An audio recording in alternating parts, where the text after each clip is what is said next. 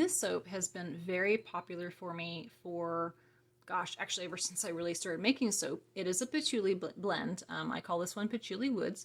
I'm not a huge patchouli fan, but I know a lot of people love patchouli, so I kind of did a compromise and I did a blend that I can enjoy making, and people do like to purchase and buy and use on themselves. So this is a blend of patchouli, litsea, if I'm saying that correctly. It's kind of a citrus, cedarwood, and a touch of clove.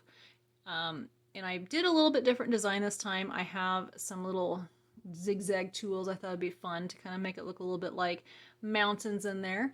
And then you can't see it very much on this one, but I did use an impression mat on the bottom that was wood grain.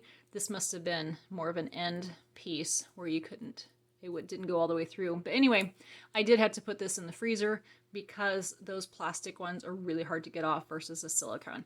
And with patchouli and clove, they both make the fragrance set up, not the fragrance, excuse me, they make the soap set up faster, so I did end up with a texture on the top with that. And with this, I do also have some coffee grounds in there. Nice little bit of exfoliation. So for the color, there's actually no color in here, just the discoloration from the essential oils and the spent coffee grounds. And then up here, I have some alkanet root that I did add in there. You can do it in fusion as well. That makes more of a purple, but I think it's fun to kind of add that right in there. So this is 100% natural soap with natural colorants and essential oils, and it is also wrapped in biodegradable shrink wrap, so that extra layer of sustainability.